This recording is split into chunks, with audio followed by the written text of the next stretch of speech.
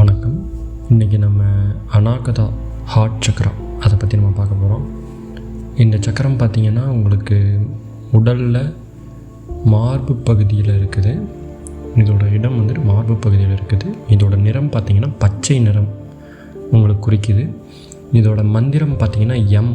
நீங்கள் எம்ன்ற மந்திரம் சொல்கிறப்ப எல்லாம் உங்களுக்கு அந்த அநாகதா சக்கராவுக்கான அதிர்வலைகள் வந்துட்டு உருவாக ஆரம்பிக்கும்.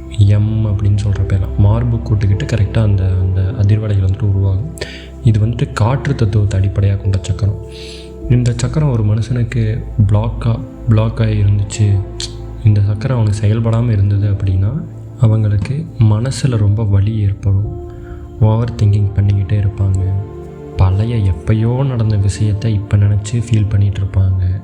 ஒரு 2-3 வருஷத்துக்கு முன்னாடி ஒரு ப்ராப்ளம் நடந்திருக்கும். அந்த ப்ராப்ளத்தை இன்னமும் மறக்காமல் உட்காந்து அதையே நினச்சி ஃபீல் பண்ணிகிட்ருப்பாங்க. அதை நினச்சி அவங்க வாழ்க்கையில் முன்னேறாமல் அப்படியே இருப்பாங்க. ரொம்ப ஃபீல் பண்ணுவாங்க. அப்புறம் அன்பாக இருப்பாங்க. ஆனால் அந்த அன்பை வந்துட்டு யாருக்கிட்டையும் வெளிக்காட்ட மாட்டாங்க. அன்பை வந்துட்டு தனக்குள்ளேயே வச்சுக்குவாங்க. வெளியே வந்துட்டு காட்ட மாட்டாங்க. அன்புன்ற ஒன்றை வெளியே காட்டினா தான் நீங்கள் எப்படிப்பட்டவங்க அப்படின்றது வந்துட்டு அவங்களுக்கு தெரியும். உங்களுக்கு பிடிச்சவங்கக்கிட்டே நீங்கள் அன்பை காட்டாமல் அதை அப்படியே உள்ளேயே வச்சுக்குவாங்க. இந்த சக்கரம் வந்துட்டு பிளாக்கில் இருக்கிறவங்க மன்னிக்கிற குணம் வந்துட்டு இவங்கள்ட்ட சுத்தமாக இருக்காது. இந்த சக்கரம் மட்டும் பிளாக்கில் இருந்ததுன்னா மன்னிப்பு அப்படின்னா என்னன்னு சொல்லிட்டு கேட்பாங்க. நீங்கள் ஏதாவது ஒரு தவறு செஞ்சுட்டு இந்த சக்கரம் பிளாக்கில் இருக்கிறவங்கள்ட்ட போயிட்டு மன்னிச்சிருங்க அப்படின்னு சொன்னீங்கன்னா அவங்கள மன்னிக்கவே மாட்டாங்க. ஒரு பெரிய விஷயம் செஞ்சுட்டு மன்னிக்காமல் இருந்தால் அது நார்மல் விஷயம். ஒரு சின்ன விஷயத்தை கூட குறை கண்டுபிடிச்சி மன்னிக்காத குணம் கொண்டவர்களாக இருப்பாங்க இந்த சக்கரம் பிளாக்கில் இருக்கிறவங்க. அது போக உடல் உபாதைகள்னு பார்த்திங்கன்னா மார்பு கூடு, நுரையீரல் சம்மந்தப்பட்ட பிரச்சனை, காற்று சம்மந்தப்பட்ட பிரச்சனைகள் இதுவெல்லாம் வந்துட்டு இவங்களுக்கு ஏற்படும். மூச்சு சம்மந்தப்பட்ட பிரச்சனைகள், அப்புறம் இதய நோய், ஹார்ட் அட்டாக் இந்த மாதிரி ஏற்படும். மாரடைப்பு கூட சம்டைம்ஸ் ஏற்படலாம். காற்று சம்மந்தப்பட்ட நோய்கள் வந்துட்டு கொஞ்சம் அதிகமாகவே ஏற்படும். அதனால் நீங்கள் மூச்சு பயிற்சி செஞ்சீங்கன்னா முக்கால்வாசி இந்த உடல் உபாதைகள்லேருந்து தப்பிச்சுக்கலாம். இவங்க டோட்டலாக இவங்களோட மனநிலை எப்படி இருக்குன்னா, யாரும் என்னை கண்டுக்கலை, நான் வாழ்கிறதே வேஸ்ட் அப்படின்னு ஃபீல் பண்ணிட்டே இருப்பாங்க. இதுதான் இவங்களோட இந்த சக்கரம் பிளாக்கில் இருக்கிறவங்களோட மனநிலை. சரி, ஓகே. இப்போ இந்த சக்கரம் ஆக்டிவேட்டில் இருக்கிறவங்க எப்படி இருப்பாங்கன்னு சொல்கிறேன். அமைதியாக இருப்பாங்க. எந்த ஒரு எண்ண அலைகளும் இல்லாமல் சாந்தமாக அமைதியாக இருப்பாங்க. சிரிச்ச முகமாகவே இருப்பாங்க.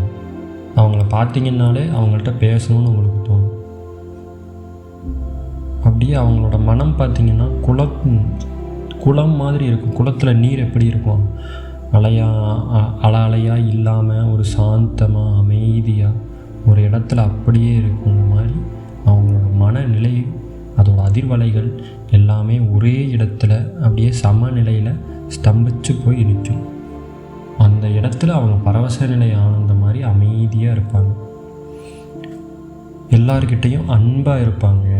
மன்னிக்கிற குணம் நிறையவே இருக்கும். ஒரு சின்ன விஷயம் செஞ்சால் கூட பரவாயில்ல விடுங்க, பார்த்துக்கலாம், வேறு விஷயம் பண்ணிக்கலாம் அப்படின்னு சொல்லிட்டு விடுங்க, அடுத்த டைம் பண்ணிக்கலாம். அது மன்னிக்கிற குணம் வந்துட்டு அவங்கள்ட்ட இயல்பாகவே இருக்கும்.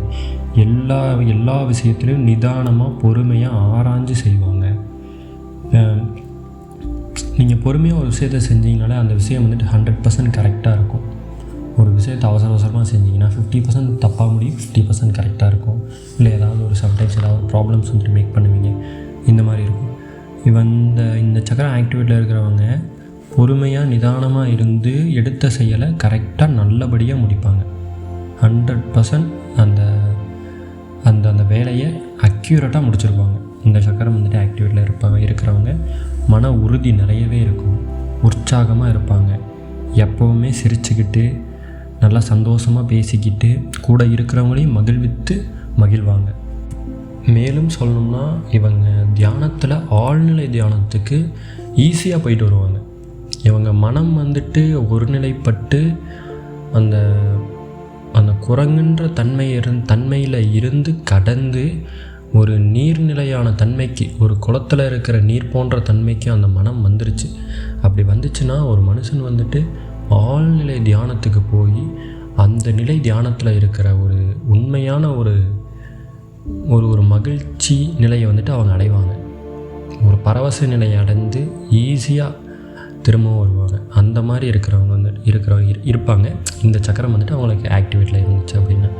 உடல் சம்மந்தப்பட்ட நோய்கள், இதய நோய், மூச்சு சம்மந்தப்பட்ட நோய்கள், இது எல்லாமே வந்துட்டு இவங்களுக்கு இருக்காது. இது எல்லாமே இருந்தாலும் கம்மியாயிட்டே வந்துடும். இந்த சக்கரம் திடீர்னு ஆக்டிவேட் ஆச்சு அப்படின்னா ஒரு மனுஷனுக்கு கம்மியாயிட்டே அப்படியே வந்துடும். இவங்களோட டோட்டல் மனநிலை எப்படி இருக்குன்னா, நான் தாண்டா அன்பே சிவம் அப்படின்ற வார்த்தைக்கு உண்மையான அர்த்தம் புரிஞ்சவங்களாக இருப்பாங்க. இதே இந்த சக்கரம் உங்களை அடுத்த சக்கரமான விசுத்திக்கு போக விடாமல் பிளாக் பண்ணுற செயல் என்னென்ன செய்யுது அப்படின்னா, ரொம்ப சீக்கிரமாக பிறரை மனசளவில் காயப்படுத்துகிற மாதிரி பேச வச்சிரும். உங்களை எல்லார்கிட்டையும் ரொம்ப நம்பி ஏமாறுவீங்க. அந்த அளவுக்கு உங்களோட மனம் வந்துட்டு எளிமையாக இருக்கும். எல்லாரையுமே நம்புகிற அளவுக்கு மனம் எளிமையாக இருக்கிற மாதிரி உங்களோட அதிர்வலைகள் வந்துட்டு மாற்றி விட்டுரும். உணர்ச்சி வகையில் ரொம்ப அடிமையாக இருப்பீங்க ஒருத்தவங்கக்கிட்ட. உணர்ச்சி வகையில் இந்த பிரச்சனைகள்னாலேயே உங்கள் உறவுகளுக்கு இடையிலையும் சரி, உங்கள் சுற்றார், உறவினர்கள், ஃப்ரெண்ட்ஸ், குடும்பத்தில் இருக்கவங்க எல்லாருக்கிட்டேயுமே ப்ராப்ளம்ஸ் மட்டும்தான் உங்கள்கிட்ட இருக்கும். நீங்கள் வந்துட்டு ரொம்ப சாஃப்டாக இருப்பீங்க. ரொம்ப ரஃபாகவும் இருக்க மாட்டீங்க. ரொம்ப சாஃப்டாக இருப்பீங்க. ரொம்ப சாஃப்டாக இருந்தாலும் ப்ராப்ளம். ஏன்னா நம்ம வந்துட்டு சமநிலையில் தான் இருக்கணும். சமநிலை நியூட்ரலாக இருந்தால் மட்டும்தான் உங்களால் ஒரு சக்கரத்துலேருந்து அடுத்த சக்கரத்துக்கு ஈஸியாக ட்ராவல் பண்ண முடியும். இல்லை நான் நியூட்ரல் அந்த எண்ணுன்ற இது தவறி கம்மியாக பாசிட்டிவானாலும் ப்ராப்ளம், நெகட்டிவானாலும் ப்ராப்ளம். அதனால் நியூட்ரலாக இருந்தால் மட்டுமே உங்களால் அடுத்த சக்கரத்துக்கு ட்ராவல் பண்ண முடியும். எல்லாருக்கிட்டையும் ஒருத்தவங்க விடாமல் எல்லாருக்கிட்டையுமே நம்பி ஏமாறுவீங்க. இந்த சக்கரம் பிளாக் பண்ணுற உருவாக்குற முதல் செயலே அதுதான். உங்களை அடுத்த சக்கரத்துக்கு போக விடாமல் தடுக்கிற முதல் செயலே அதுதான். சரி வாங்க, இப்போ இந்த சக்கரத்தை எப்படி ஆக்டிவேட் பண்ணுறது அப்படின்னு சொல்கிறேன். போன வீடியோவில் எல்லா வீடியோலையும் சொல்லியிருப்பேன். தியானம் பண்ணுறதுக்கு தூய்மையான அறையில் இருந்துக்கங்க, வாசனை திரவியங்கள் யூஸ் பண்ணாதீங்க, நாடி சுற்றி பிராணாயாமம் பண்ணணும். இது எல்லாமே டீட்டெயிலாக சொல்லியிருப்பேன். எல்லா வீடியோலையும் போய் வேணால் ஒரு டைம் செக் பண்ணி கூட வந்துக்கோங்க. இந்த வீடியோ புதுசாக பார்க்குறவங்க தான் இதுக்கு முன்னாடி இருக்க வீடியோ வந்துட்டு பார்த்துட்டு வந்துடுங்க. இப்போ நம்ம வந்துட்டு அநாகத சக்கரம் ஆக்டிவேட் பண்ணுறதுக்கான செயலில் வந்துட்டு ஈடுபட போகிறோம். இப்போ தியானம் பண்ணுறீங்க அப்படின்னா முதுகெலும்பு நேராக இருக்கிற மாதிரி இருக்கணும். நீங்கள் எந்த கோயிலுக்கு போனாலும் சரி முதுகெலும்பு மட்டும் நேராக இருக்கிற மாதிரி இருந்துக்குங்க. உட்காந்திங்கன்னாலும் சரி முதுகெலும்பு நேராக இருக்கணும். தியானம் பண்ணாலும் சரி முதுகெலும்பு எப்பொழுதுமே நேர்கோட்டில் மட்டும்தான் இருக்கணும். கூன் போடவே போடாதீங்க. போட்டிங்கன்னா உங்களுக்கு தான் ப்ராப்ளம்ஸ் வரும். ஒரு பிரபஞ்ச ஆற்றல் வந்துட்டு உங்கள் உடம்புக்குள்ளே வரதை வந்துட்டு அந்த கூன் போடுற செயல்னால் தடுக்கப்படுது. நேராக நிமிர்ந்து உட்காந்தால் மட்டும்தான் உங்களோட உடம்புக்குள்ளே கரெக்டான அந்த பிரபஞ்ச ஆற்றல் வந்துட்டு உடம்புக்குள்ளே வந்துட்டு சேரும். ஓகே, அதனால் கூன் போடாதீங்க, நிமிர்ந்து மட்டும் உட்காருங்க. நாடி சுற்றி பிராணாயாமம் செஞ்சதுக்கப்புறம் 15 நிமிடங்கள் கிடைத்ததுக்கப்புறம் ஒவ்வொரு ஒலிகளாக வர ஆரம்பிக்கும். கடைசியாக உங்களுக்கு எந்த சக்கரம் ஆக்டிவேட்டில் இருந்தோ அந்த ஒலி வரும். இப்போ 3வது சக்கரமான மணிப்பூரக சக்கரம் வந்துட்டு கடைசியாக ஆக்டிவேட் ஆகிருக்கும். மஞ்சள் நிறம் வந்துட்டு உங்களுக்கு வந்திருக்கும். மஞ்சள் நிறத்தில் இருந்து பச்சை நிறமாக மாறுற மாதிரி நீங்கள் பாவனை செய்யணும். கவனத்தை வந்துட்டு மார்பு கூடு கிட்ட வைக்கணும். வீடியோவில் உங்களுக்கு எந்த இடத்துல அந்த ஒளி காட்டுதோ அந்த இடத்துல நீங்கள் கவனத்தை வச்சு மஞ்சள் நிறம் வந்துட்டு பச்சை நிறமாக மாறுற மாதிரி பாவனைகள் செஞ்சீங்க அப்படின்னா நாளடைவில் அந்த நிறம் மாறி உங்களுக்கு அந்த சக்கரமானது ஆக்டிவேட் ஆகும். ஆக்டிவேட் ஆனதுக்கப்புறம் ரொம்ப ஓவர் ஆக்டிவேட் ஆனாலும் ஆகும். அதனால் ஏன்னா அதுதான் வந்துட்டு அடுத்த சக்கரத்துக்கு போக விடாமல் உங்களை தடுக்கிறதுக்கான வழி. நீங்கள் அதனால் ஆக்டிவேட் ஆயிடுச்சு அப்படின்னா எல்லாத்துலேயுமே சமநிலையில் இருந்து பதில் சொல்கிறதுக்கும் சமநிலையில் ஹேண்டில் பண்ணுறதுக்கும் கற்றுக்குங்க. ரொம்பவும் பண்ணக்கூடாது, ரொம்ப கம்மியாகவும் பண்ணக்கூடாது. சமநிலையில் இருக்கிற மாதிரி 50% இது பண்ணுற மாதிரி கற்றுக்குங்க. இப்படி தான் வந்துட்டு ஆக்டிவேட் பண்ணணும். இப்போ ஆக்டிவேட் ஆயிடுச்சு அப்படின்னா உங்களுக்கு ஓகே, இருக்கிற எல்லா உடல் உபாதைகளும் சரியாயிடும், நல்லபடியாக இருப்பீங்க. ஒரு மனம் வந்துட்டு தூய்மை அடைஞ்சு, ஏன்னா அந்த மனம் தான் வந்துட்டு இருக்கிறதுலே முக்கியமான சக்கரம்னு சொல்லப்போனால் அநாகத சக்கரம் தான். ஏன்னா அநாகத சக்கரத்தால் மட்டும்தான் ஒரு மனிதனோட மனம் அமைதியடைந்து மனம் வந்துட்டு துறக்கப்படும். மனம் திறந்தால்தான் ஆன்மீக பாதைகளை வந்துட்டு உங்களால் ட்ராவல் பண்ண முடியும். ஆன்மீக